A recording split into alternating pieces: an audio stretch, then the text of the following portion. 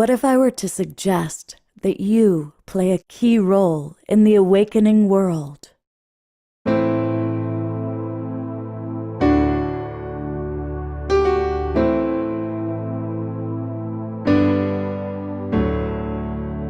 that you are watching this because you have heard the call.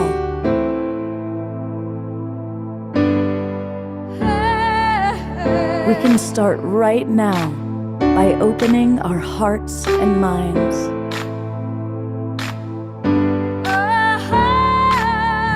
Welcome to the awakening world.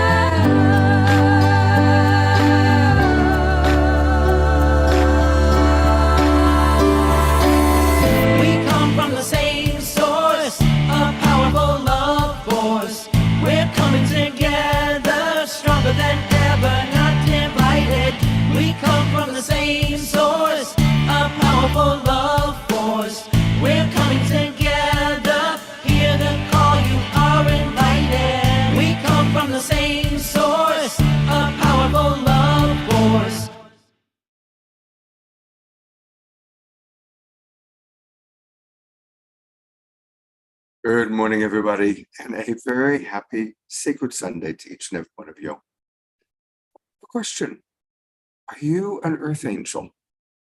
Meaning, are you someone that's highly sensitive, that sometimes you're wondering, what am I doing on this crazy planet? Where sometimes the density of this world is hard to bear? Or are you or someone you love a warrior angel?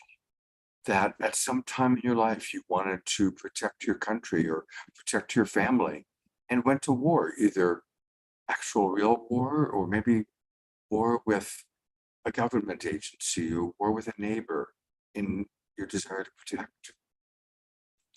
This morning, we're going to have a very powerful show where we're going to talk about being an earth angel and also talk about being a warrior angel. And there's an amazing covenant that has been formed that we hear about for the very first time today. We have two of my absolute favorite guests. Kristen Hoffman is with us. And of course, Kristen is who narrated that opening video that you just saw, and one of our absolute favorite. She's a co-host of the show frequently, and of course, an amazing muse. And we have our beloved brother, Chief Phil Lane, who's with us. So it's beautiful to that. And of course, we have Brother Omashar. So we're going to have music from Omashar and from Kristen. And we're going to meet a new gentleman, Andrew Mars, who is a former Green Beret and Special Forces, who has also gone through an incredible transformation and actually co-founded the Warrior Angel Foundation. So that's what's happening today. Now, I want to start by inviting everyone to get ready to ask questions, because we are going to have an interactive time today. And I want to welcome all of you, of course, who are on our Zoom. I see so many of our favorite family and friends. And I also want to welcome those of you that are watching on YouTube. Thank you to Alan Steinfeld, who always carries us up new realities. Sheila Seppi, who was on the show last night, who's got the Conscious Awakening Network. And John and Summer Raymer, who get us out to over 100 people through the Sign Network to Facebook. Now, if you're watching us on Facebook or YouTube or Conscious Awakening Network, I want to invite you to join the Global Peace Tribe. And it's really easy to do that. Just go to globalpeacetribe.com, globalpeacetribe.com, and click register for the new season. And you'll get the links to all of our shows for the next 3 months. And for anybody who doesn't know this, we do 3 or 4 shows every week, all live, original content with amazing, inspiring people. For example, this week on Wednesday night, we do a show on Wednesday nights now. It's a beautiful show with a new partner, the people with Unite.love, and a powerful group of people. last night's show, all about ancient galactic wisdom, and it blew everybody's mind. A remarkable group of leaders in the field of awakening and understanding about our galactic family. And then, of course, here's tonight's show where we're honoring warrior angels and earth angels. Join the Global Peace Tribe. You'll get the links to all of our shows and access to all the recordings of our past shows. So come on in and join us. That way you're in the Zoom room. We can chat with you. We can take your questions. It's going to be a very interactive show. All right. We always, on the Sacred Sunday show, we always start with prayer. And nobody gives prayer better than she, Phil Lane. So Phil, you know how much I love you. And thank you for being with us today. And I know you've got some really extraordinarily powerful information to share today. But would you please get us off to a start with prayer? Yes, and thank you so much, Brother Scott, and my dear Toja, Kristen, so nice to see you, and all the beloved relatives who have joined us. O Tunkashla Wakantaka, Creator of the universe, most beloved one, all-powerful one, most kind one, most compassionate one, ever forgiving one. O Ancient of Days, O Blessed Beauty, we call upon your holy power to infuse us with your wisdom and understanding and detachment from all things save that which is love and kind and compassion, kindness and compassion. Wakantaka, Creator of all good things, we just give thanksgiving to be surrounded by our ancestors who are closer to our closest vein, who are praying for us when we pray for them on this beautiful, beautiful Sunday, this beautiful sacred day of all 7 sacred days. And we ask with great thanksgiving for all the gifts that have been given from all the tribes and nations of the east, from where comes the sun, red sunrise, they might come together in unity and harmony. At the south, where comes new life, they might come together in unity and harmony and stand with strength together, one heart and one mind in many bodies. We call upon all the tribes and nations of the west, from where comes thunder, lightning, and rain. We give thanksgiving for those sacred elements that awaken and give nourishment to our Mother Earth by sacred water. In Akasha Wakantaka, we give thanksgiving to all the tribes and nations of the north, from where comes the white snow, that purifying north wind. May it purify our hearts and minds so we might become free and severed from all save your holy power. We give thanksgiving to all the masculine elements of life. And Creator, we ask forgiveness for utilizing these masculine elements more than they should, as it's brought us to almost the brink of destroying our human family and all life upon Mother Earth. And we humble ourselves before our beloved Mother Earth, the water of Mother Earth, and womankind, and those spiritual qualities that different cultures call in feminine and masculine in different ways. We understand that those feminine qualities have been really oppressed for so long, but may they flower in all of us, because we know it's through these qualities of kindness and gentleness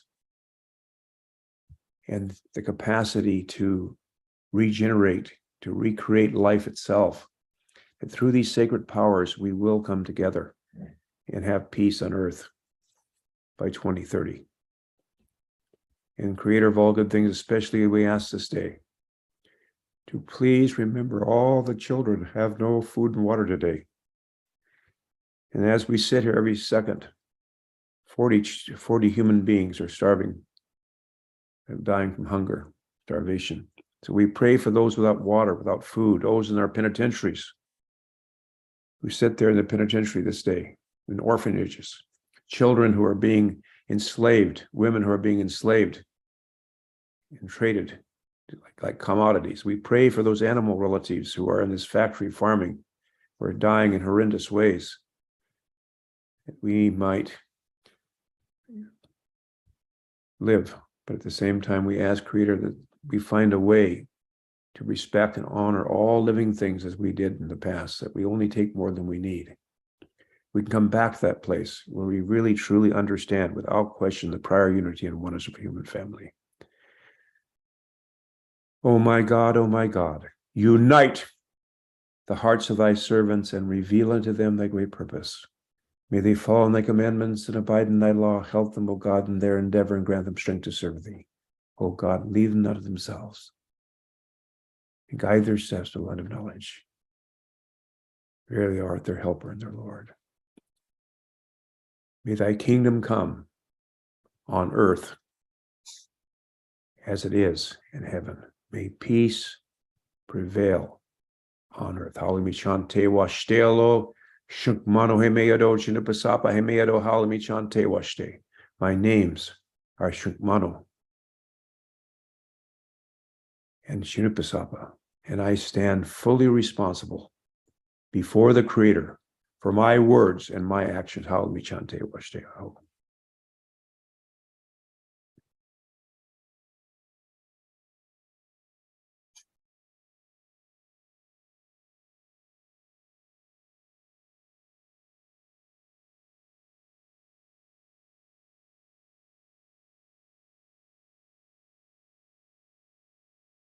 Beloved Dakshi, whenever you are in the room, I just feel so many angel guides present and just really feeling that now. And let's just, without saying too many words, deepen into this prayer space. Through the vehicle of music, may I be a vessel for divine love, connection, our highest collective spirit coming together. This will be a Solom journey.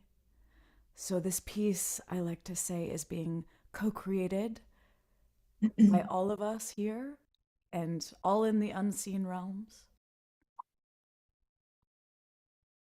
May we tune deeper into our hearts, call in our guides, and I want to specifically focus our energy on tuning in and activating the light grids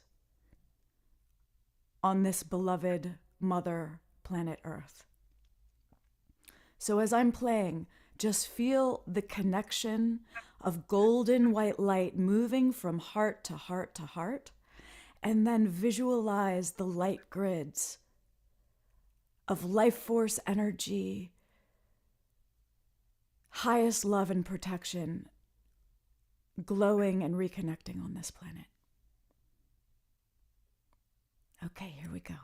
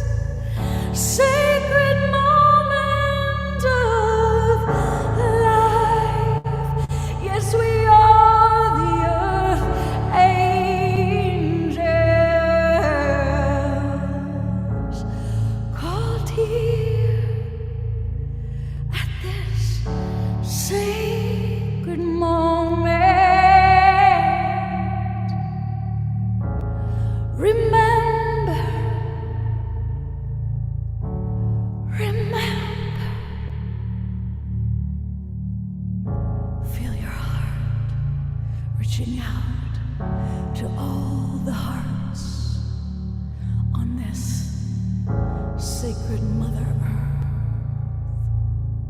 Earth, and all hearts connecting deep, deep, deep into her heart. See the light grids re-illumined, reborn into this moment, this sacred mission. Hear our prayer,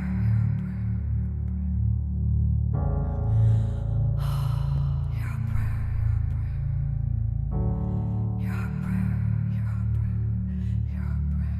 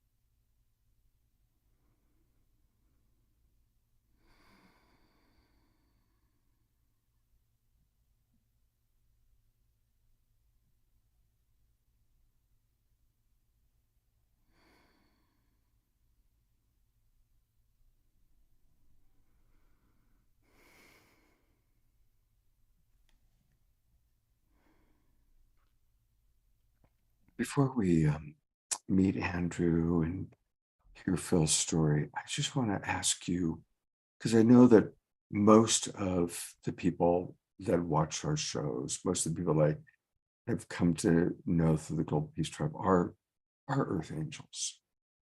And because I was married to one, I learned a lot about it by being married to Suchi. And I learned how hard it can be. And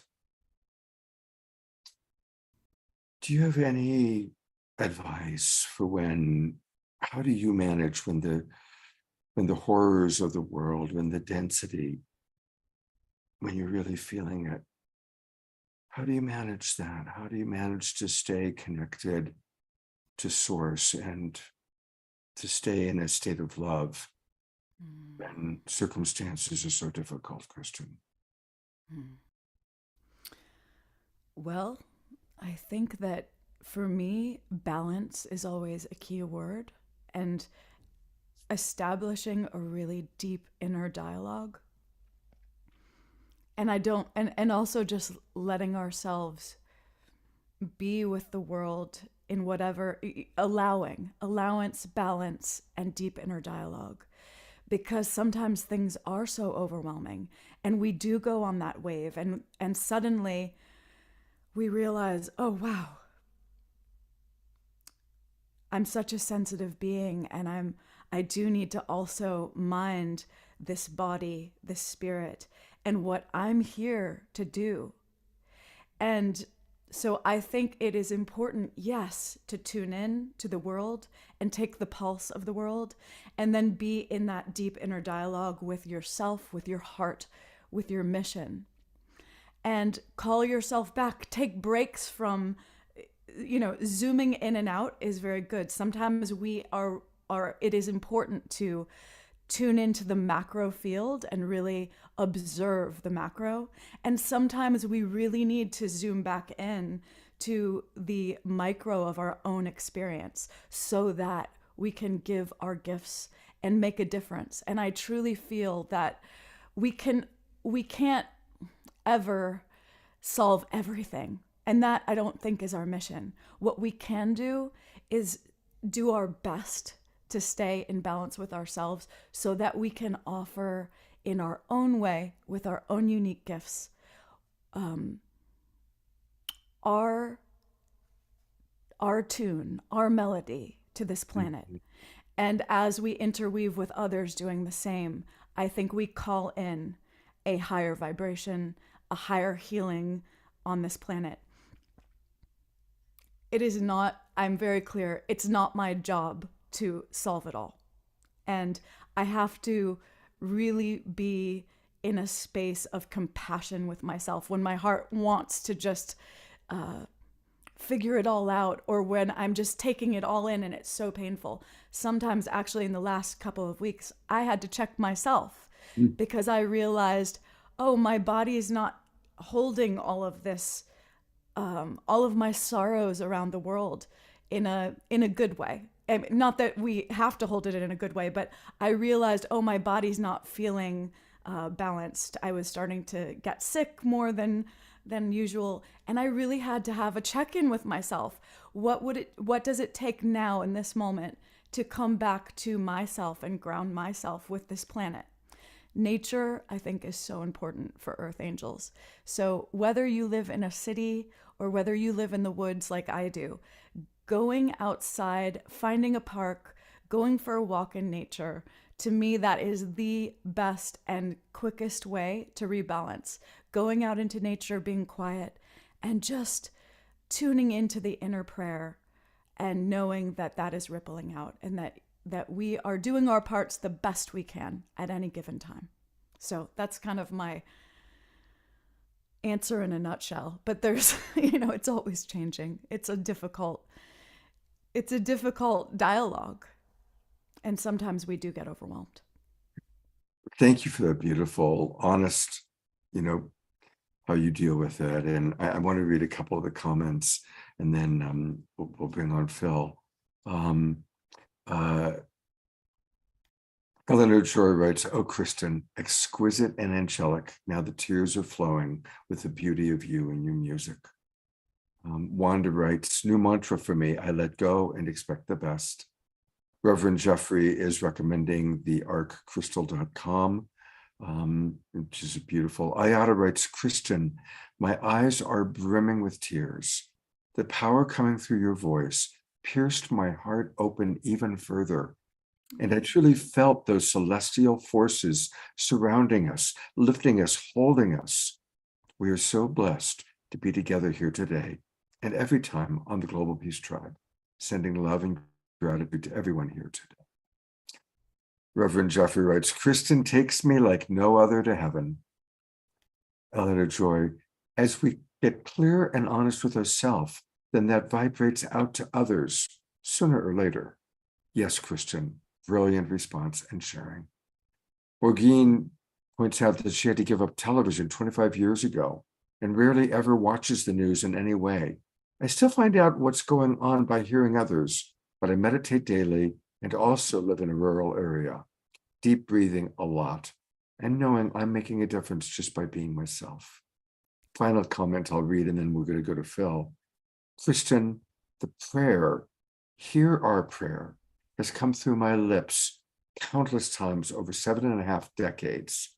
This day, this time, with and through you, my heart spoke to Source, the grander." Thank you so much, beloved ones. Wow. And like I said before we started on the song journey, it is the collective shared field. That experience was coming through from all of our heartfelt collective intention. And so I'm not surprised that Hear Our Prayer came through at the end. I felt you. And what an honor. At the very end of the sharing, I could feel literally my heartbeat. It was like a deep inner drum, and I could feel it. I was thinking, wow, it really synced with all of your heartbeats. And it was so powerful for me. So thank you all for tuning in so deeply and co-creating that space with me today and with all of us.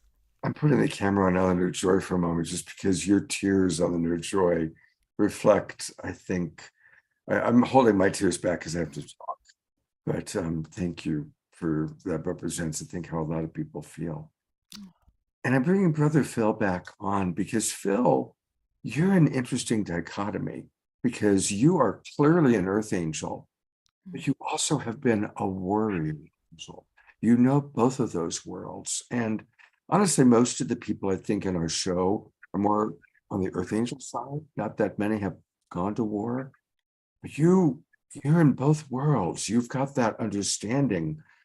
And you and Kristen, I know, have a long history and friendship, but you also know the other side of being a warrior angel, and you have a very special soul that you are going to introduce to our Global Peace Tribe today. Yes, yes, yes, yes. And I want to say that to my Toja, I had tears too, because it's become so clear to me, just like our beloved mothers feed us through the umbilical cords into the womb world in which we grow our arms and legs and eyes and ears, preparing us for our journey into this womb world we live in today with our earth suits.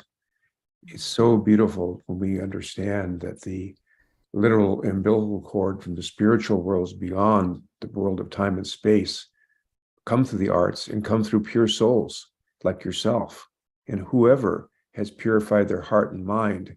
Because as our elders tell us, may I become a hollow reed through which the pith of self has been blown, so I might be the source of the joyous melodies, awakening humanity to this new day, the day that shall not be followed by night, this new springtime. It's unfolding. So to the degree, how we take care of ourselves, what we eat, our compassion for others, our love, our forgiveness, which is really tough sometimes. But in those ways, we become that minaret of the Creator's love and compassion. And that's what your music does. And it does connect us and touches us in that sacred way. So I just thank you so much for that. And yes, as Brother Scott said, yes, I've played these. I've been a warrior in my life. I've been brought up in warriors. I remember hearing, which I was less than 12, how my great-grandfather, Bloody Knife, killed his first man when he was 12. When these other tribe came to try to take horses, he was responsible for that, and was even taught then, who did he shoot first? And of course, they're running out in a line, so you pick out the last one. So that's how I was raised by my father telling me many stories of sitting all winter long with my great grandfather Tipi Sapa and Joshua Lodog. Lodog fought the little bighorn, and them sharing this story about the little bighorn, and how the gunfire started like this. And hearing these stories, my name when I was 12 was, after, if I was a good boy for many months, my dad said he'd give me a name. So we had to go up horseback way up on the Standing Rock. My dad was born in Wakpala, and there was an old grandfather there. His name was Chante Washte, Strongheart. And one eye was gassed from fighting with the Germans. He was about 6 feet tall. I don't know how he knew we were coming. My dad always said, Phil, how did he know we were coming? Putting that understanding in my mind that things go on beyond the world of time, in words, beyond syllables and sounds, and the murmur of syllables and sounds in the world of names. So we went and sat there, and his son had come with me to take my dad and I up on horseback, and we sat there. He sat there. Anyway, he passed on his name to me, which is Shunkmano. Shunkmano in short means horse thief, and long for it means a leader of warriors who takes the enemy's best horses.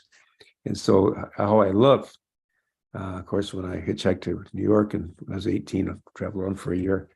They thought when I was in Italy, they thought I was Italian. I could go into, when I went to Israel, I could tell I could be kind of a Palestinian or Israeli. I could be Spanish. I could be all these different things. And except I couldn't do so in Africa or when I worked in Asia. But, I tell you, I carried within me this anger and this hatred, that came from my being born in Indian boarding school at Lawrence, Kansas, and my background that went on. And so, every time I went in the wrestling mat, I mean, I imagined that was George Armstrong Custer against me, and I hated the military. I mean, not the military, because we served in the military tremendously. In fact, a greater percentage of service in the military, U.S. military and Canadian military, has been Indigenous people per capita, by far. Getting clear back in World War I, we weren't even citizens. You know, we still, because we trusted when we make an agreement, and we said we'd protect this land. And so, yes, I've had that part. In fact, that hatred and anger took me to winning the U.S. Canadian championships up here in Vancouver during this big invitational meet, to going down the tube, alcohol, drugs, and healthy relationships. You know, because you can't hold that anger and hatred inside you. It eats you up, it'll kill you. And so then, you know, I had this spiritual experience back in March 1967, and I began my slow but sure journey on. I'm not any saint or anything like that, but I really believe with all my heart and soul that we have the capacity as a human family to let go of the past and step forward into a great future. And I had the great honor of meeting a wonderful, wonderful, I call him Toja nephew. He's younger than I am. He calls me Tekshi uncle. Through a spiritual visionary process, we found out about this great run that was taking place down outside of Houston, Texas, next to the Sam Houston National Forest, called the 4x4x48 run. That means you run 4 miles every 4 hours, a total of 48 miles in 48 hours. Pretty tough. And, you know, through this Dr. Sam, this other good brother of ours who's working with healing. This is all about healing. How do we heal hurt and shame and our self-hatred, you know, for all the things we've gone through and all that have gone through us for 7 generations before? We know that. And so this brother and all these special forces veterans, they were seeking the same thing, healing. And so I'd like to introduce you to Andrew Marr, who's here. I saw him in there. He said, yay. Hey there. Here, Chief. Hey there, Toshka. And it was so nice to see you. So nice to see you. And so we were drawn down to bring our dear grandmother Mona Palaka, with 13 grandmothers, Austin Nunez, who's one of the chairs of the Otatalam Odom Nation. You know, the whole team came down because we were drawn by the spirit of what was happening there.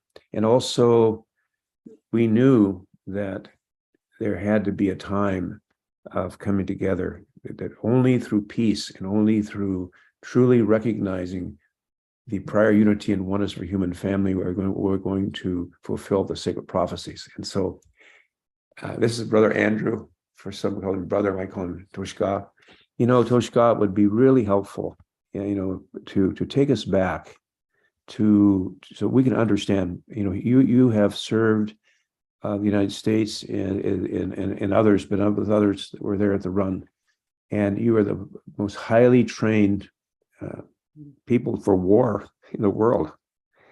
And so people kind of think, well, was he born to be wanting to kill people or whatever? Kind of share that story of how you grew up a little bit and why it was that you wanted to serve this nation as you did and suffered tremendously and you saw men and women that you were responsible for die and suffer terrible wounds and so forth. Maybe get a little bit of background about you so they can understand it. Most people would never get a chance to have this visit like this. Yeah, for sure. Thank you, Chief. I just want to say, everyone, it's my honor to be on here to speak with all of you. Kristen, thank you so much for what came through you. I'm really connected. I feel connected to you, to everyone on this call. Deep connection, but feel connected. I saw the grids of light emanate and come alive with more power than I've seen in some time. So I just wanted to speak of gratitude and thanksgiving for that. Every day I wake up and I attempt to remind myself, and I start with this, and it's that I'm certain that I live in the peak state of highest purpose and fulfillment that can only be realized in the love and gratitude that's found in contributing and performing to the best of my abilities in the service of others. That every thought, emotion, action, means of communication would elevate not only myself, but everyone I come in contact with. I earn it every day. This I am certain. And I would say, Brother Scott, you talked about what do you do when you kind of overcome with so much it's hard to handle. I just simply attempt to remind myself of who I am and what I'm here to do and what can I control as opposed to what I cannot control. And I don't know if that's always helpful, but it does seem to ground me back into, well, what can I do? What can I focus on as the next action? What attitude do I want to embody as I attempt to move forward in the highest and best way that I know how? And so with that, my background is born in Texas, Dallas-Fort Worth area, one of 4 boys, and grew up where athletics ruled. All I ever wanted to do from the age of 10 was play football. So all my time and my effort and my energy was spent there. I was athletic prior to that, but that took me to another level. And I found this singular focus where I knew that was the path that my life was supposed to be on. And that took me all the way through a very successful college career, successful high school career. In Texas, we won 2 state championships on my football team. I was one of the highest recruited athletes in the state. I broke my leg my senior year, and actually cost me that to be able to play that senior year. And many thought I would never be able to come back and play again. But I was able to rehabilitate and earned a scholarship 2 different times to 2 different universities. Started all 4 years, had high aspirations to go to the NFL. Again, my senior year, I had another back injury, and it became clear that road was ending for me. And that was probably the first time in my life that I had a real crisis of identity, as I wasn't sure how I was supposed to move forward when you feel as if the thing that you were put here to do, your reason for being, can no longer be embodied. And so that was a difficult process, but then I just moved. This was 2006 that I graduated with my undergrad. And I really felt a strong calling to the military. Now, unlike Chief Phil, I didn't come from a military family, but I did come from a patriotic family in the sense that my mother really instilled in us the burden of freedom and the burden of responsibility. And she tried to express that the best way she could. And in 2006, my understanding of the things that were going on in the world, I thought the best place for me was to serve the country and to do what I thought was the right thing and go and fight what to me was evil. And so that was that strong calling to put me in there. I did my research to try to understand all the different factions of the military. I studied all the different special forces elements. And I found that the Special Forces Green Berets was something that resonated most truest with me. So that's where I spent my next 10 to 12 years. Again, I went from being an athlete, singular focus, and this has been a narrative throughout my life. I was just an extremely focused individual. So when it shifted, all my life became around being the best I could be in the realm of special forces, to be the best combat leader that I could be, to put my men in the best positions that they could be, to evolve them, to mentor them, to grow them, and for us to be successful in our mission, and most importantly, to bring everybody back home to their loved ones. See, it's a different game that you play there, because the mistake anyone makes at any given time can not only cost your life, but more detrimental to the warrior is a mistake that could cost the lives of your loved ones to the left and to the right of you. So it's an incredible burden and sacrifice and a privilege of service, because this service, it is a burden, but it's also a privilege that we get to embody when we take on that mission. I'm gonna have to grab a sip of water, guys, 1 second. So I was in constant combat for a number of years. And so we would go, so we have a very, what we call fast and operational tempo. So we would go to a combat zone for 6 months, usually entrenched in severe, hand-to-hand, close quarters combat, and then come home from a period for 3 to 6 months, which we weren't really home. We were out in the world training and sharpening our skills and our skill sets, and then to go right back into the combat zone. And that was how I lived for 10 years. And many of my generation lived that way for the 20 plus years that we were in combat. And no time in the history of mankind have we endured combat this long, this prolonged, with this pace and rhythm ever. Especially we talked about the type of weapon systems and the explosions that people are in and around. And with that, I was in a lot of explosions, and it's hard to quantify that to people who aren't in that realm. But one of my specialties was called a breacher, an explosive breacher. So what I would do is I was able to put an explosive charge on like a point of entry. So somewhere that we wanted to get into that we didn't have access to. We didn't have a lock to the key to the lock. So we would put that explosive charge, say on a door, and get what we would call a minimum safe distance away from that. Would blow that explosive charge and then go in to do the job that we were tasked to do. So to become proficient in something like that in a combat scenario, all right, you have to do like anything else. You have to practice. You have to do it over and over and over.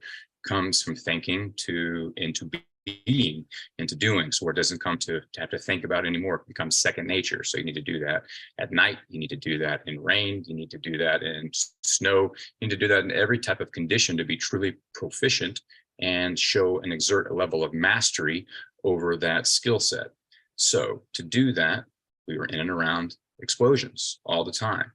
Over the course of my career, I was in more than 1,000 close explosions. Now, we didn't really know it at the time, as counterintuitive as that might sound, but those explosive blastways are extremely detrimental to the human brain. So when you have an explosion, it propagates this a massive amount of energy, and that flows out in a 360-degree radius. And what happens with that energy is it comes through the brain, is floating in cerebral spinal fluid, water inside the skull, and it literally hits it with such an amplitude of force that the brain is smacking back and forth against the skull, left to right, front to back. Now, by definition, every time the brain hits the skull, that is what we call a traumatic brain injury. You might hear the word concussion. Now, here's what's different. Now I'm talking about the difference in mankind as of right now. That happens about one time every millisecond. So literally hundreds to thousands of times with one explosion, the brain is knocking back and forth against the skull. Now, without any physical injuries on my body, again, I'm a Special Forces Green Beret. I have been screened to ensure that I have a high level of intelligence, that my fitness level is off the chart, that my ability to communicate, my ability to lead others, my ability to work in a team, my ability to maintain composure in the most dire of circumstance is all at the top 1% of 1%. All right, and that's been that has been historically, accurate over my life. So again, I said, so I'm in all these explosions.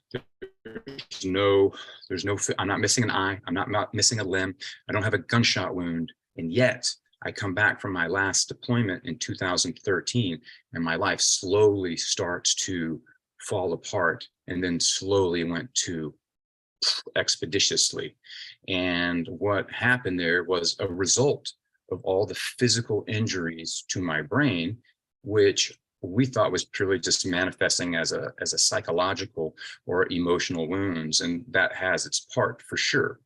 But this is really what I'm hoping to do here is paint a picture of how I shifted and how it was necessary for me to walk the path that I walked to get to the manifestation of now.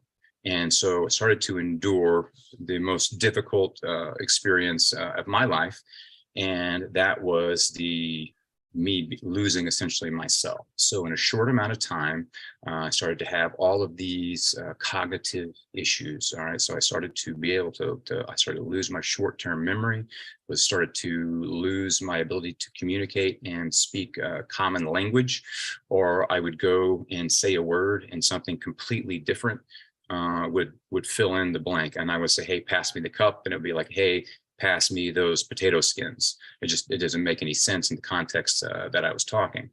And my energy, high energy individual, my entire life to just completely taken out from under me. So much so I didn't have the energy to get up out of bed and face the day and do anything. And diminishing cognitive skills led its way to start to become with great emotional distress. And I started to encompass this severe depression. Now, at this point in my life, I'm living my life's purpose. I'm married to the woman of my dreams. We had 4 or 5 kids at that time. And in my mind, I didn't have any reason to be just experiencing this deep depression. Say, okay, deep depression, can you explain that? To me, it was like I woke up every day to find out that I was responsible for my team getting murdered the night before, and that was on me, which didn't happen, but that was a level of sadness that I was encapsulating and experiencing every day. And that in itself was overwhelming. And I was unable to kind of break from that negative energy that just seemed to hover around me like a cloud at all times. Then I started to go into and have panic attacks. Now, to me, at this point in my life, a panic attack is what I thought ignorantly so was a weak individual's attempt to navigate life, emotionally weak, psychologically weak. And so I was just flabbergasted at how I could just be the strong individual and have these panic attacks. And it didn't matter where I was at. I could be at home in front of my children. I could be in public. I can be in our weight room. And when this came on, there's nothing I could do about it. There's like another incredible overcoming wave of emotion. And I would get this tunnel vision and go into very shallow breathing. And then I would just start crying uncontrollably, and nothing I could do to stop it. I was a witness to this thing that I had no control over in my body, and it just kind of had to run its course. And that's a very difficult process to navigate in and of itself. So as you can imagine, these things start to get very difficult to have any type of home life, much less a professional life. All right, so I'm having cognitive issues, I'm having emotional issues, I'm having difficulty at battling depression and anxiety. And then the physical ailments started to come on and rather quick. Because of all the blasts, I started to get these incredible headaches that would turn into migraines. And this was on now a daily occurrence. And these migraines were so bad that my vision would go into blurry, into double vision. And so now I can't even see straight. And because of the vestibular damage to my ears, my balance is off, and now I can't walk in a straight line. And I attempted to do my best to hide all this for as long as I could hide it, but the anxiety and the depression was so overwhelming that I began to drink from the moment I got up to the moment I went to bed, and not because I was looking to have a good time. That was the only respite that I could find from this deep emotional sadness and these negative internal speak that I had never experienced before. See, a highly motivated, highly inspirational, highly encouraged individual, very positive self-talk. And I began to notice these thoughts that didn't seem to be my own. And worse than that, I couldn't do anything to confront them. And they were starting to take over the space of my mind to be the dominant force. And I remember my wife was 9 months pregnant with our fifth child, Jojo, who really took a strong connection in meeting Chief Phil when he was here with us last year. But like I said, my wife was so pregnant that she said, like 9 months, like we're going to go into labor any day now. And she was like, Andrew, can you just please keep your drinking down today? I'm not asking you to stop it, but can you keep it down?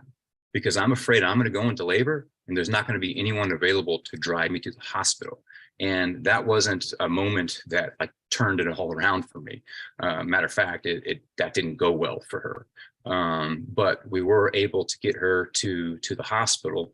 Our boy Jace was 13 months at the time. That's my oldest son. And my kids were all born when I was away in combat.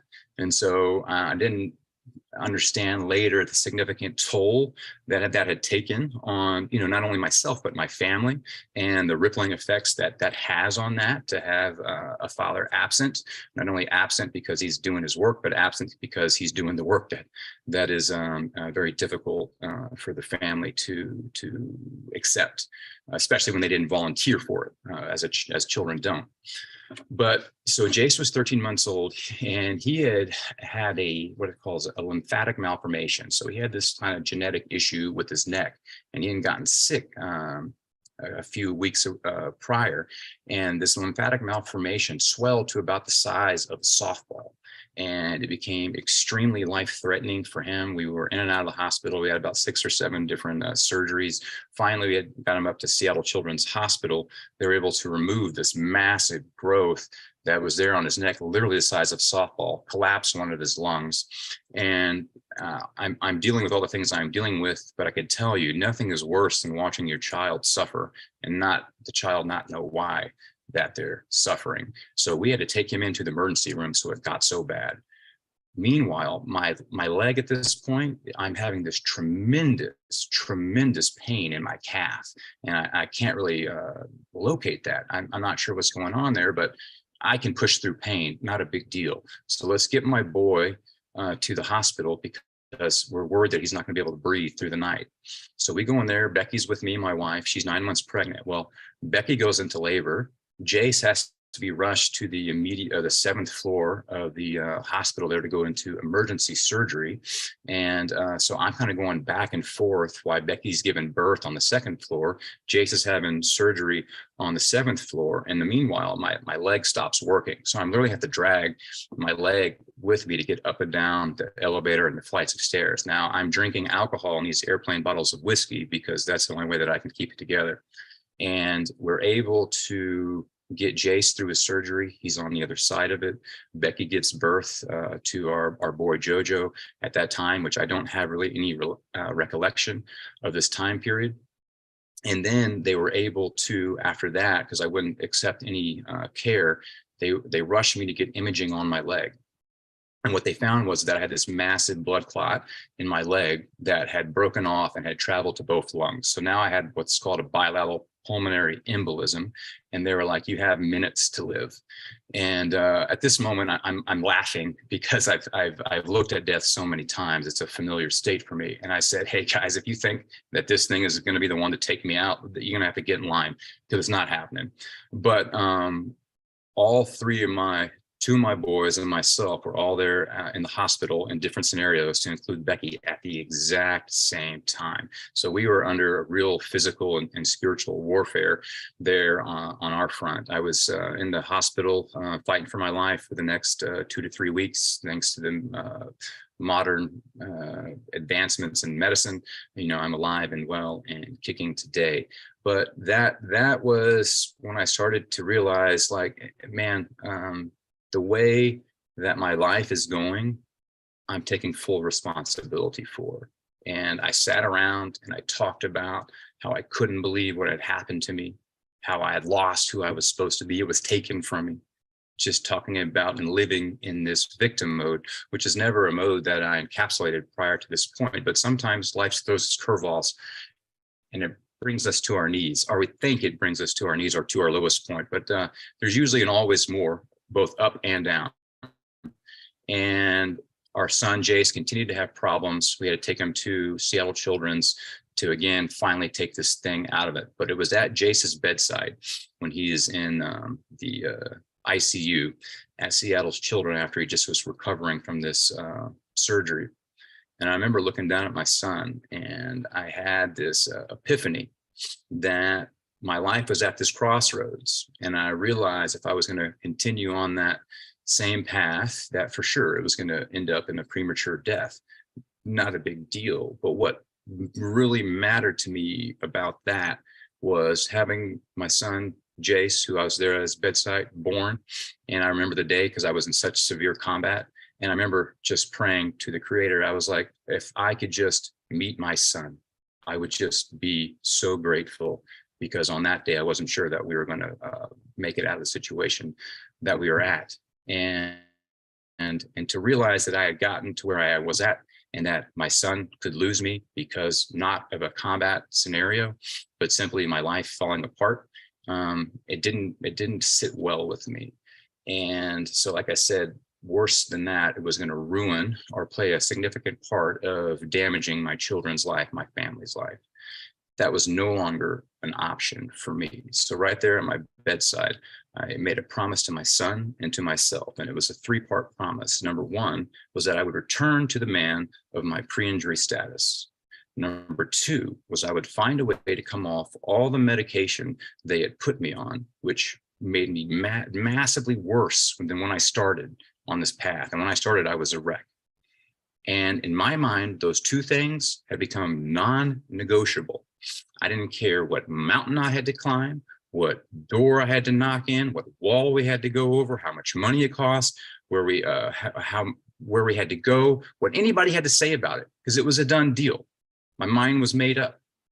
And after those 2 were accomplished, number 3 was I was going to turn around and I was going to spend the rest of my life helping out other individuals just like myself get on the other side of the trauma and the medical system that they were having to navigate, because I saw how detrimental that was to my community. We have record numbers of suicide in the military, even more specifically so in the special operations units. Now that's shocking when you understand that these individuals are assessed and selected for having a certain psychological disposition that makes them enhanced, as opposed to the rest of civil society, and to take on these highly stressful conditions. So it was shocking to think that these war fighters who were paid to make difficult decisions in life and death situations thought the best option for them was to take their own life. But it wasn't until I fell and hit rock bottom until I understood how that was, because I had a gun in my mouth many nights that I thought, I am causing so much pain and damage to my family. The only option that I can see that's going to benefit them is if I cease to exist. So that path sent me on the healing path. And I started to go all over the countries and really learn more about the brain and learn what I could do for myself, because we were told, hey, all you can do is take this pharmacology and try some psychotherapy, which did nothing to improve how I was doing.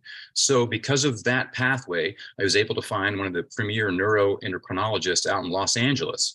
And he found a way to identify exactly what was going on in the brain, to use natural remedies to bring my own internal system back online, because that's what had happened. Because there was such damage to my hypothalamus and my pituitary gland, I was no longer producing the chemistry that's necessary to run the body the way it's intended to be run. Nobody ever looked or talked about those things. So identifying and finding that on turned a new light bulb on in me. I was able to get back on this personal protocol that returned me to the man that I was before all these explosions. And so to be forced to be medically retired from the Army, pushed out on the streets, given a bag of double-digit medication saying, hey, thanks for your service, but we can no longer use your highly advanced skill set, to I'm off all my medications, I'm symptom and medication free, and now I'm performing as good, if not better, than my pre-injury status. My brother and I co-founded our organization, the Warrior Angels Foundation, to help other service members and veterans who are struggling with the unforeseen physical injuries of traumatic brain injury and post-traumatic stress, we were able to bring this advanced and highly beneficial and natural remedies to our warriors who were not getting even the understanding that an alternative existed. So now today in 2023, we've now brought this level of healing to our community more than, I mean, thousands of times with similar and repeatable results just like my own. So it doesn't matter. Nobody has to take my word for anything. We have all the science backs it up. I don't really go down that route, but we can. But the evidence speaks for itself, and the lives change speaks for itself. And before, we were told this lie that it could only be done this way, but it's not true. And we were told that you couldn't come back and be who you were before, or you can't be better than you were before. And that's not true. So we're helping others to actualize their potential. And we've been doing that now for some time. In 2016, August 6th of 2016, I kind of had my first, I would say, massive spiritual awakening. And I got into this visionary state where I relived a lot of my combat experiences, but from a higher platform of perception, if you will. And so I could see things not from my own point of view, but more from a 360 above point of view. But not only could I see it and experience it, I could feel it from multiple perspectives. And I realized at that moment that there was things psychologically, spiritually, that were clogging me up, that was keeping me from playing the highest note that I could know. And it was by going back and reliving these experiences and being able to reframe it from a low level of meaning to a very high level of meaning for me personally, that I was able to break free of those chains that it had on me. And I was able to speak with the dead. I was able to mourn with their parents. This is in the spiritual realm. And this allowed me to really understand the burden that I had volunteered for, the burden of service and the burden of sacrifice, and how that now mission was just being transformed and elevated to a different level. And it was everything that I had done to get me to that point was necessary, and it was good because it brought the manifestation of now. And then the now moment, I understood the past. And I understood that even though I couldn't change the past, I could change the influence of the past in the now moment to make it a different future that I wanted to see, the future where I could play the highest note that I could know, to hope that that light that could now emanate more strongly through me could simply reach out and resonate and be seen by others who maybe had it turned down a little bit, and they saw and recognized something that was in themselves that was turned down. In that spiritual visionary quest that I was on, once I relived all these different traumas, I connected to the still point, to the 0 point field, to source itself, where there was no self. Everyone here I can feel knows what I'm talking about. There was no time, there was no space, there was no past, there was no future. There was just pure actuality in this field of emanating intense love. I don't know how else to explain it, but in this state of pure awareness and love that was intelligent and that was growing, wasn't changing, it's dynamic, I understood for the first time, I think in this body form, of the interconnectedness of all life. I hear Chief Hill say it all the time: the hurt of one is the hurt of all. The triumph of one is the triumph of all. You really have to understand our connection to each other, that there is no division, there is no separation other than what we create in the mind, but that was experienced in real time. I don't know how many lifetimes I spent there, but in the earthly realm, in linear time, it was probably about 20 or 30 minutes. But I remember coming back to my body, and as you all know, when you have an experience like that, you're forever changed in an instant. You can never go back. There was you before that, there's you after that. And I came back and I had this better understanding of who I was, of who everybody else was. You see the separation start to evaporate. You see the connection of all life now and through your everyday waking consciousness and eyes. And so since that moment in 2016, we've then kind of been elevating what we were doing with our clinical work to also bring this level of understanding and healing to those that could benefit from it, to have these same experiences. So we do our best to actually heal the brain, heal the body. We don't heal anything, but give the tools for the body has this incredible intelligence. It needs the right environment and it can heal itself. So we support the environment for the brain and body to become optimized again. And then once we do that, we can help others through these incredible molecules to also have the same type of spiritual awakening if they so choose. And so we've been on that journey since 2016. We played a major role in the new legislative efforts, both in the federal and state level, to bring these psychedelic molecules and compounds out of Schedule I and into clinical use. We've done a lot of work here in Texas. I said a lot of work now with the current administration. And we got legislation in about 13 different states to do new studies and new researches on these psychedelic compounds. We're doing a major work now with the state of Texas. They're going to support our TBI program, which is also going to bring our veteran population on our ranch here that Chief was a part of, to be able to administer these healing modalities to our veterans. Because as it was shown to me, this veteran population is very important. They know how to organize. They know how to be a part of something bigger than themselves. They know how to sacrifice. A lot of them come to the awakening that they had, that I was used at somebody else's meaning. To awaken to it was a lie. It wasn't something that really needed to happen. It was to perpetuate current states that are just trying to self-propagate and do more of that. So what I'm saying is we're awakening to our new mission, our new purpose, and that is to create this new earth, this higher note, this understanding of the interconnectedness of all of life.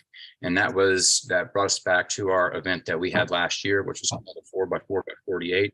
We brought in all the special operations warriors all throughout the country, and we had people come from all over the world to participate in this event. Okay, and say, okay, well, what's the big deal about that?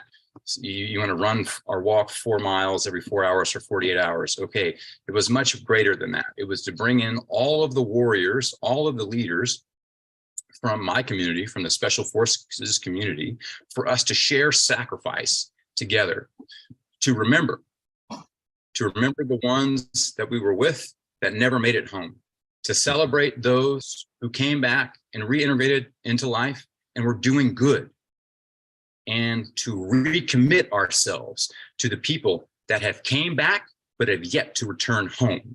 It was to remind us that we're on the path to bring everybody home if they so choose to, but we're going to walk in that light. We're going to walk into our values. We're going to walk in our virtues. We're going to walk in honor. We're going to walk in dignity. We're going to walk in compassion from this moment forward, unified. And that's the covenant that we make. And that's how the spiritual elements brought Chief Phil to us somewhat miraculously. And he understood what we were doing and the spiritual component of it.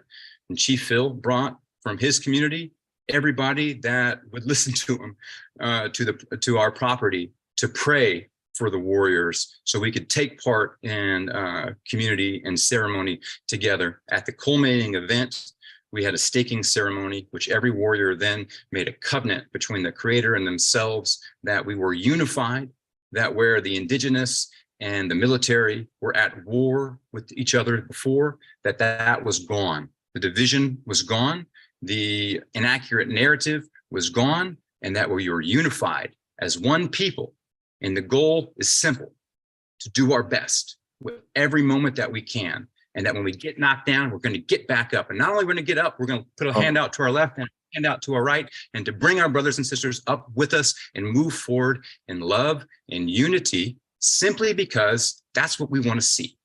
I'm not attempting to change the world. I'm attempting to be the best I can be. And hopefully that has a positive influence on the people around me. I think the secondary effect of that is the world changes, but that for me is not the end state. I simply want to create this environment for myself, for my family, for my loved ones, and we want that to ripple on. So I've been just babbling and babbling and babbling, but Chief Phil kind Andrew, of asked. I'm going to come in for a moment because your story is incredible. And we do need to digest. Okay, we need a little digestion time.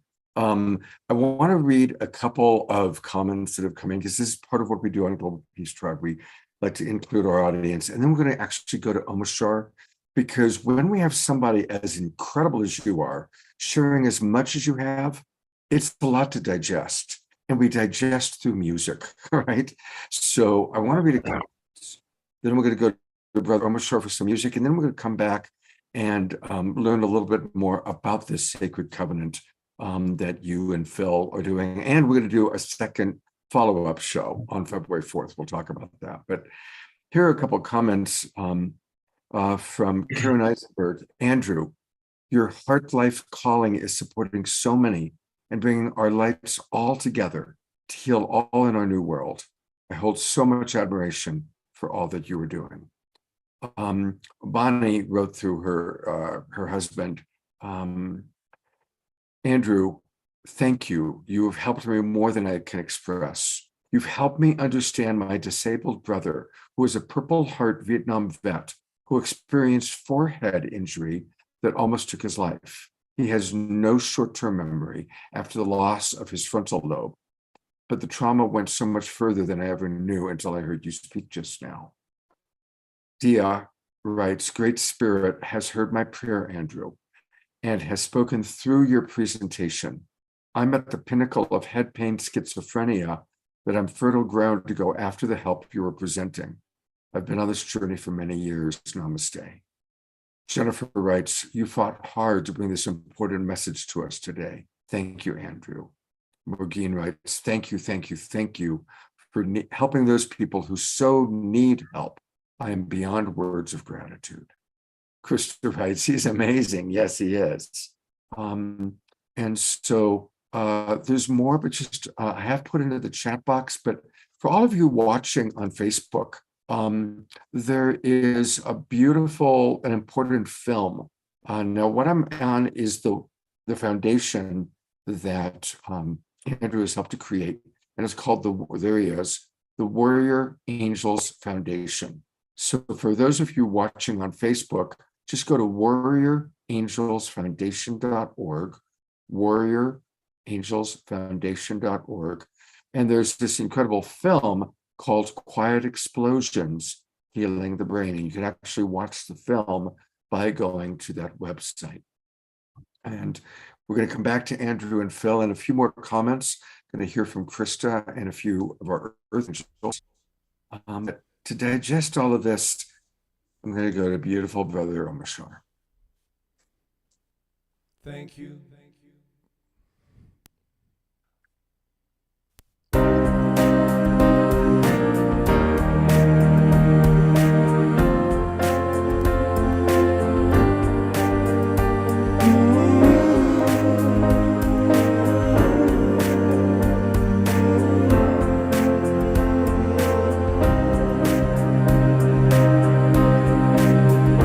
I am listening to the music of the Holy Spirit. Oh, what a song God is singing. I will listen all day long. I will listen all day long. Oh yeah, hey, oh yeah, hey.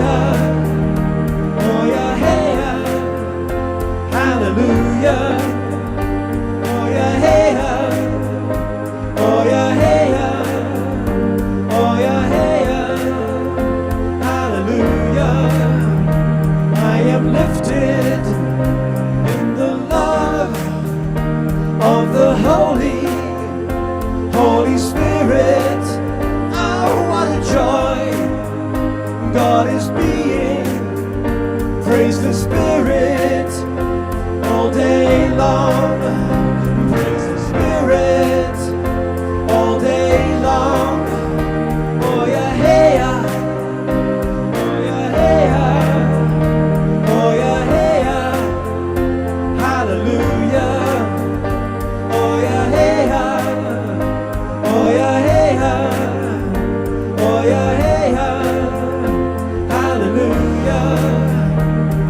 the silence, in the stillness of the Holy Spirit. Oh, what a light God is shining. Let us see it everywhere. Let us see it everywhere. Oh yeah, hey yeah. Oh yeah, hey yeah. Oh yeah, hey yeah. Hallelujah. Oh yeah, hey yeah. Oh yeah, hey yeah. Oh yeah, hey yeah. Hallelujah. Hey yeah. Hallelujah. I am moving to the rhythm of the Holy Spirit.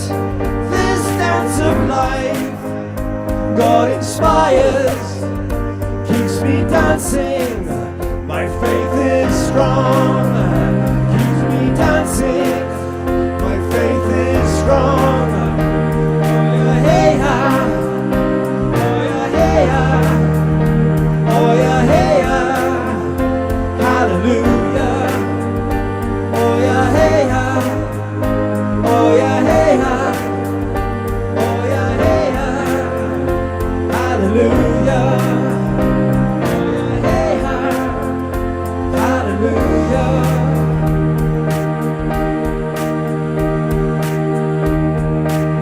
Oh, what a song God is singing.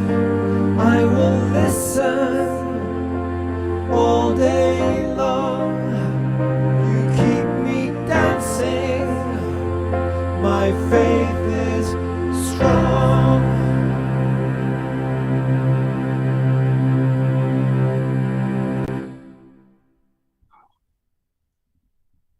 Thank you so much, Omashar.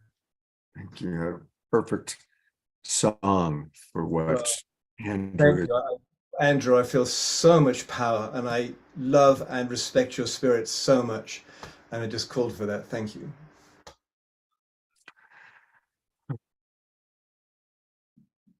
You know, Andrew, my primary mentor in life was a man named Marshall Rosenberg. And my favorite quote from Marshall was, "The greatest joy in life is to be in service and create well-being for others."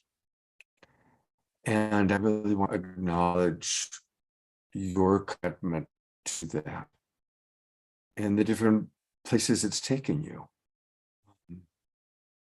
The heartbreak of not being able to go play in the NFL after preparing for that for so long, and that seeming to be the clear goal.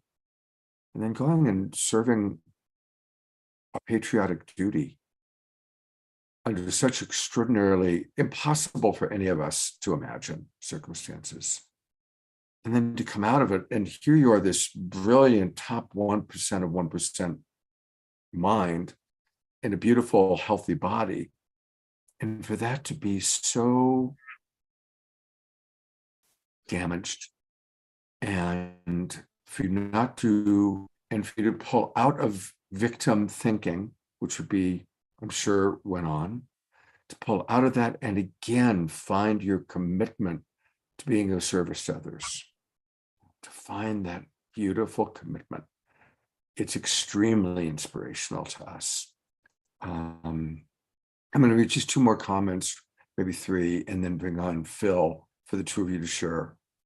Kiki writes, "Thank you, Andrew, for sharing your life journey. God bless you and family. And thank you for your service. I also have had a traumatic brain injury, and I can relate to some of those symptoms." Charlotte writes, "Andrew, the fact your experiences have brought you to this place of conscious awakening and service is nothing short of a miracle. It makes me weepy to listen to you. I can only imagine the impact it has on those who have had similar experiences. Bless your work. You truly are an instrument of healing peace." Ayada writes, "Andrew, this was one of the most powerful sharings, teachings I have ever heard. I'm humbled, inspired, and blown away." So as you can see, you're touching our Global Peace Tribe audience deeply. We normally end the show at 11:30. We can go like an extra 20 minutes, but because there's so much that you and Brother Phil have to share, Phil and I have decided we're going to do a second part at a longer time on Saturday night, February 4th. A week from last night, Saturday night, February 4th, we're dedicating the show again to understanding our warrior angels, understanding our earth angels, and understanding this covenant that I'm now going to bring Phil on to share with our audience about. So we'll keep it to about 10 more minutes today, close out with another song from Kristen, and then encourage everyone to bring your friends and family to Saturday night, February 4th, for where we can go deeper into this incredible work. So, Phil, tell us about the covenant. Well, first of all, I want to say to Scott, so thank you so much for the incredible, stirring, inspiring sharing you've given us. Because to understand what's unfolded and what unfolded the 4th and 5th of March, 2022, is so important to understand this history. And just want to go back for myself, so many things you said reminded me of my journey. But I'd already shared I was born in Indian boarding school, and that I didn't share that on my lineage side, my great-grandfather Tipi Sapa, Philip Deloria, was known as the primary spiritual leader across the high plains there, our hereditary chief, who became later, when the military enforced the treaties that said we could not practice Roman spirituality, saw that the path forward was to really, and really through a song he kept hearing every time he'd ride by this church, he knew that this path would be a path we'd have to take. So he became a Christian minister, at the same time retained his chieftainship, and for 40 years he was the minister at the Standing Rock Indian Reservation and traveled all over that area. And it was there my dad was born, and my grandmother died from tuberculosis when he was 5, so he had a lot of pain about that. And he lived with my great-grandfather, who raised him, gave him the name Matogi, Brown Bear, named after my great-great-grandfather who slayed the white buffalo, was prophesied, that foretold this coming, this time that's coming, that we would have a responsibility to live through this and find others who had similar responsibilities to transform this situation we're in to peace. And so, this journey the last 55 years has been quite a journey, beginning really consciously back in 1970 when I went to travel to Bolivia, and there, as prophesied, I was the eagle that came from the north that fulfilled that prophecy in July 9th, 1971 at Lake Titicaca. Many have come, and I didn't know at the time what was really going on, but that I can fast forward to August 2020. August 2020, I'll tell you, I was really suffering. I hurt my back riding a horse, and I was about 212. And, healing since these last 55 years has been a foundation of my life. Working, of course, through our film, Healing That Hurts. We ignited the residential school issue here in Canada, which I was able to kind of be in a primary role because I had tenure at a university, and I was able to say things and do things you couldn't without tenure, because everybody's really, my dad said, it's very difficult to negotiate with people, give me money to negotiate. Anyway, so I knew that in order to come to that place where there'd be peace, we had to, as my grandfather, Vine Deloria Sr. told me, make allies. And so part of my life has been making allies. And it hasn't been an easy road, especially in my own indigenous world, when you're lighter complected, even though Crazy Horse was lighter complected, because you get it from those relatives who saw what they saw, betrayal by mixed bloods. In fact, they were interpreters, etc. So you get that part, oh, you're too light to be Indian and all that. On the other side, you hear and can witness things in other places of people putting down Native people, or people say, oh, you can't be Indian or whatever. But the one thing, that my father raised me to be is, he said, is to be ourselves. He used to say, he said, son, I was born wild, I'm going to die wild. I don't want any part of the two preparation age, Fruit of the Loom underwear, Diet Pepsi culture. And so I was raised by myself and really felt like I was born and raised in a boarding school in a way. But I knew I was surrounded by love. And these prophecies, without question, told us that in time, you have to keep praying. I remember one time I asked this elder, why aren't these coming true? When are these prophecies going to come true? He says, you sure have a big ego. Why do you think they have to take place in your life? But they will take place without question. So I was at 212, and through a series of visions and things, I was told about this sacred medicine that was down on our home territory in Chickasaw Nation. And so I began this journey similar to my dear Toshka Andrew, and that is to really get down to heal some of this real deep trauma that I'd carried, even though on the surface I'd be fine, but I'll tell you, if you get me in and push my buttons, I could be still getting a pretty good fight.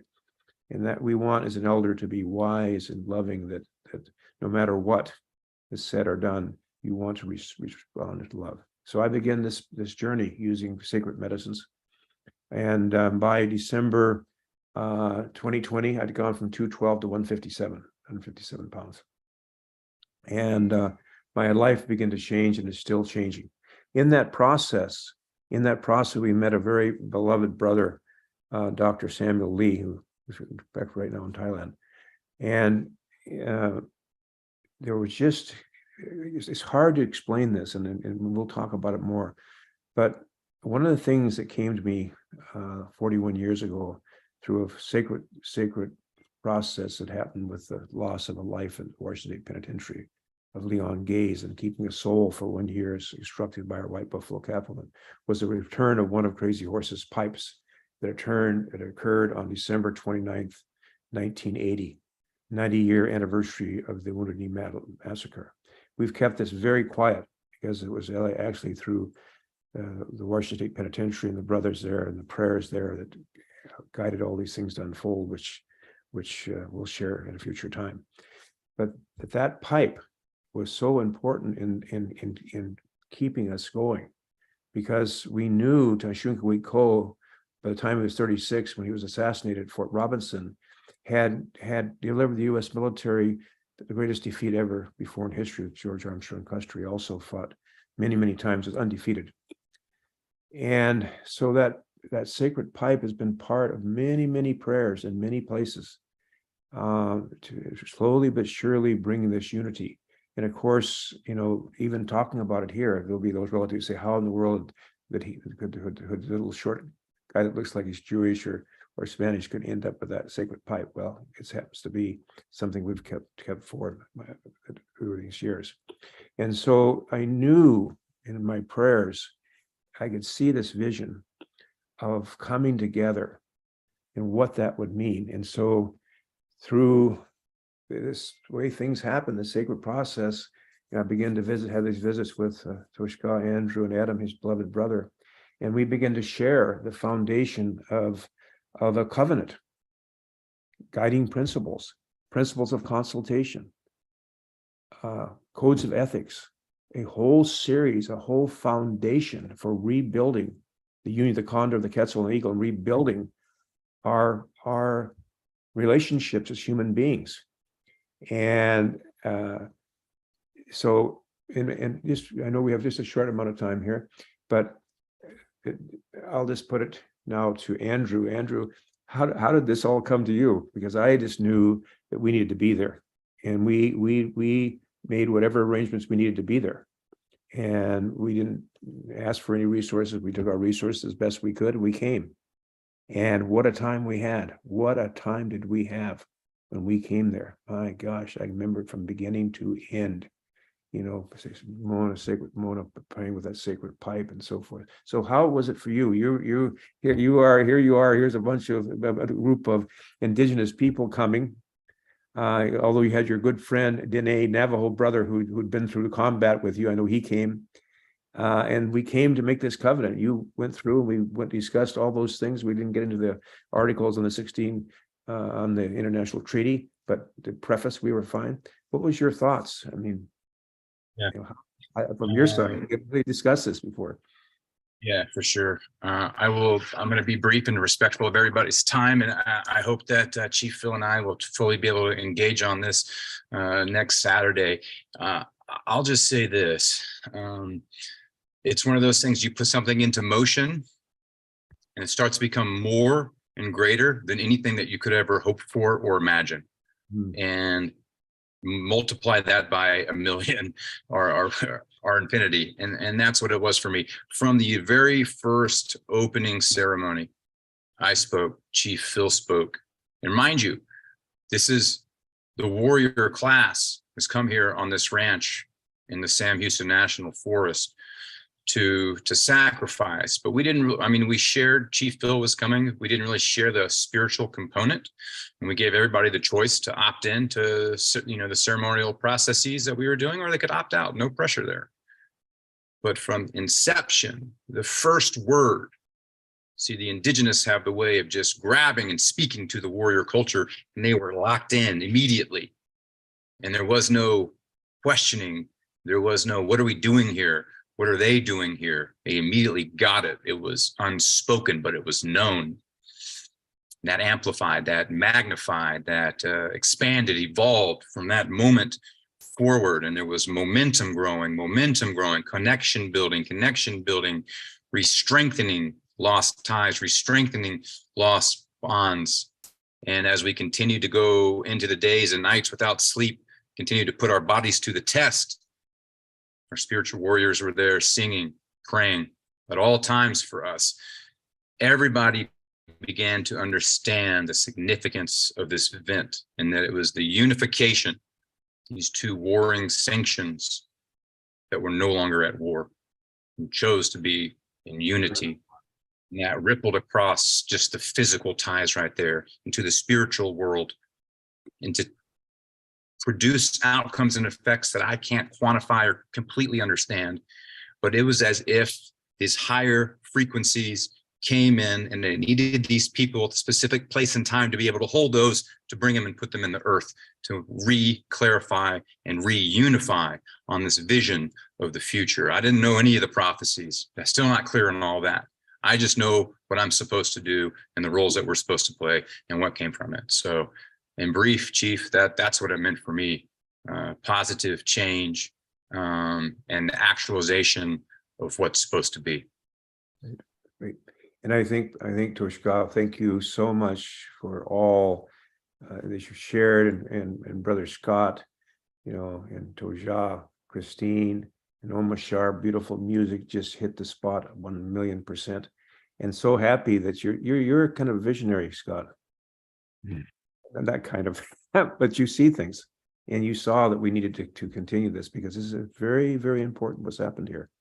It's been 1 year we took to absorb this, to reflect on this, and now for the first time we're bringing this out. Never spoke about these things, but what we have yet to share is even way more, and what's the result of this is going to be way more.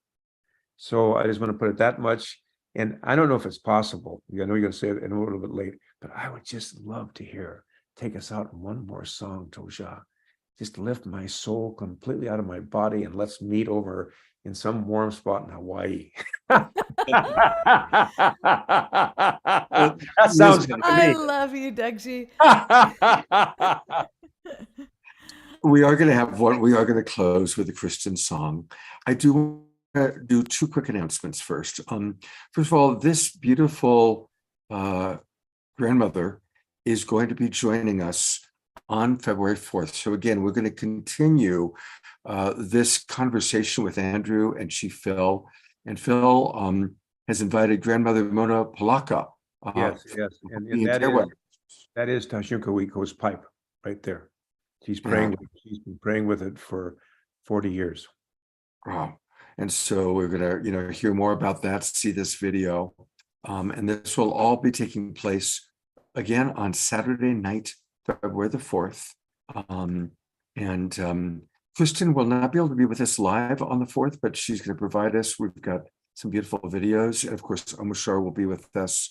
And we will continue this conversation about how we are unifying our human family, ending war, and we will have peace on earth by 2030. So definitely invite people on Saturday night, February 4th. There's one other really important announcement, and that's I'm going to bring Christy Michaels on for a moment. And Christy, we don't have much time, but tell us about your very precious event that's going to be happening on Tuesday. Thank you so much, Scott. Yes, we're doing the birth and the rise of the divine feminine and celebrating it because we honor the divine masculine, but nowhere do we have a celebration to the divine feminine. And really, with that, we at the Global Peace Tribe are really committed to bringing forth the new earth, but there's not going to be a new earth without the rise of the divine feminine. Because as was so beautifully, it is illustrated by Andrew, is that connection to the divine that is so powerful and healing. And we have in this world, to this day, 17,000 children a day are statistically still dying of starvation. And if you have the divine feminine emanated, the divine mother, the babies get fed in a culture where the divine feminine is embraced and women know the truth of who they are. We're 51% of the population, just a unified voice of women who know their divine nature and are following the guidance of the divine mother. The babies would be fed. We know how to feed the babies. We know how to make that happen, but we're not unified. We are losing our reproductive rights. I just heard one of the top what they call male influencers on the national platform just announced that he wished that we could go back to burning women at the stake. And he's putting that propaganda out there. And so this is going backwards, not forward. So we have to raise up and acknowledge. So Antoinette is joining me. We've got some amazing people coming on. It'll be a heart-opening, beautiful a celebration of the divine feminine. So thank you so much. If you scroll down on that, you would have seen all the people that are participating on that thing. Yeah, so we'll go one more time. She's got scroll down just a little bit more. Karen LaPuma, Elizabeth Kelly, Carolina Michelson, Dan Morse. There's a picture down below. Just there you go. Okay, absolutely. I was just reading it, dear. Yeah. A lot of, and of course, so many of these people, Anusuya, that we've had on our Awakening World shows. So again, details are at gospelofmarymagdalene.info, gospelofmarymagdalene.info. And thank you for putting that on, Christy. I know it's going to be a beautiful event. Yeah, thank you so much for being such a support of all these divine pathways. The Global Peace Tribe rocks, man. It's Exactly. like, that's what we need. We're the ones we've been waiting for, right? And if we're going to make it happen, it's going to be us taking a stand and saying, no, we want a culture of peace. We want women honored and respected. And so thank you so much. Blessings. I appreciate it. Christy, thank you. All right. Well, we're going to conclude with a beautiful, beautiful song from Kristen. I'll bring on Phil one more time. Yes. Phil, thank you so much for being with us today. Any final thoughts before we go to Kristen? Well, I've just put into the chat the actual covenant and its details. Is quite extensive for those people who would like to read it. We'll on Saturday we're going to break out some footage and we'll make it really nice so that people can see this. As we have now brought this to the Independent National Convention, it's gone to 3 of the 6 political parties and 4 of the 6 political parties as a foundation for bringing about national unity.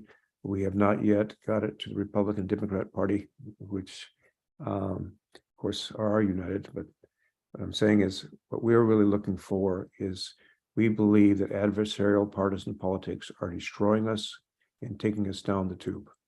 That we believe that this should be, any kind of dialogue should be undertaken by the very covenant we made. So I'll just say that much and put that there. Thank you. And for those who are watching on Facebook, that's why it's best to always join the Global Peace Tribe so you can get all these links.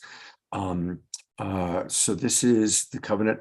Phil, somebody asked, can this be shared? Is this something Yes, that most certainly, most certainly. This is the time to share it. We've had a year of reflection almost. It's coming to a year, and now it's there as it has been. All right, and it's a very important document, so everybody copy it. For those watching on Facebook, you can still have time to join globalpeacetribe.com. It'll take a minute, register, and before Kristen's song is over, you can actually be in our chat box and get the link. Otherwise, if you register afterwards, you can email us and we will make sure that you get all of these documents. So thank you, Phil. Andrew, Oh. needless to say, you have absolutely blown our minds today. We so honor you and your commitment to service, your commitment to playing your role in life. And we look forward to learning more and spending more time with you on Saturday night, February the 4th. Thank you, everybody. It's been a real honor. All right. And to our Earth Angel, Kristen. Any Well, it has thoughts you want been- to share before you sing? Yes, I was going to say, what a profound and deep talk, re-encoding us with our own possibility of healing on levels that I think many of us forget or have never been in tune with. Andrew, what you shared, your story of your arc of becoming the spiritually attuned warrior is truly inspirational and life-changing, evidently for you. But by hearing and witnessing your story, we are empowered into our own unique journeys of self-healing as well. And so I really thank you for that. It was powerful, to say the least, and so grateful.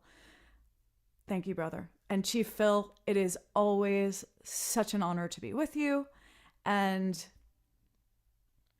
I'm just so grateful for you and all of the work that you are doing in the world so that we can remember that bridging is the most important goal.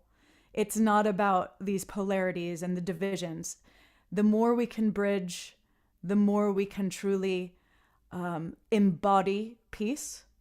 And we do, when we go to heart levels, when we go to spirit levels, I fully believe that we are all connected and that there is more that connects us than divides. So through your incredible doorway of sharing, I always remember that message, that there is more that connects us than divides, and you take us there. So thank you so much, Chief Phil.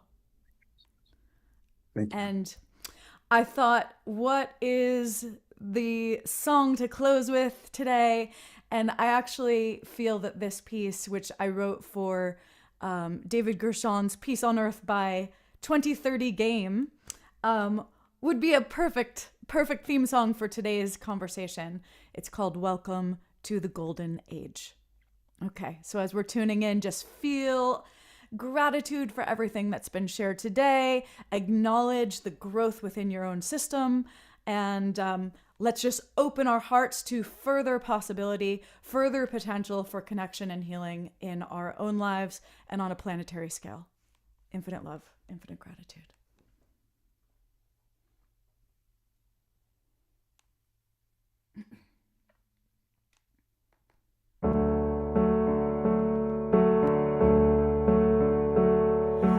Welcome to the golden age.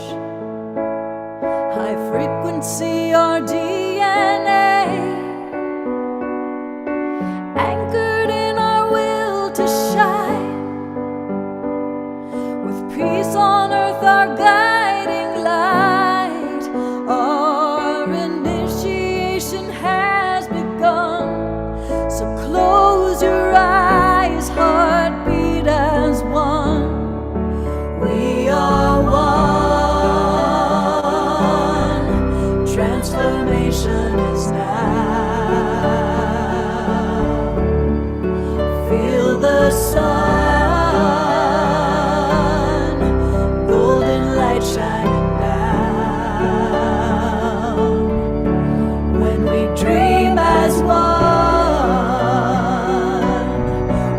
hold the key to evolve.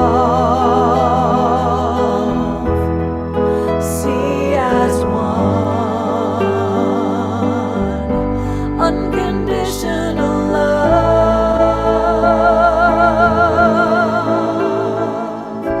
Welcome to the golden age, where presence is the only place, an opportunity to thrive in harmony with all of life. Any obstacle is overcome, hand in hand, heartbeat as one. We are one. Transformation is now. Feel the sun, golden light shining down. When we dream as one, we hold the key to evolve. See as one, unconditional love.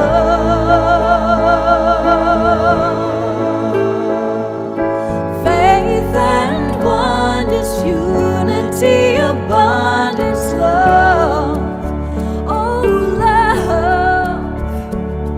Empowerment is raising and cooperation. Oh, faith and oneness, unity, abundance, love. Oh, love. Empowerment is raising and cooperation. Oh, we are one. Transformation is now. Feel the sun, face the sun, golden light shining down. Golden light shining. When we dream as one. When we dream as one. We hold the key to evolve. We hold that key. See as one. When we see as one. Unconditional love. Unconditional love. Welcome to the golden age, where peace on earth in one decade is held in every heart and mind, and lifted through the codes of time. Acceleration has begun. Now's our moment. Live as one. Feel the rhythm of Gaia's drum. Just close your eyes, heartbeat as one.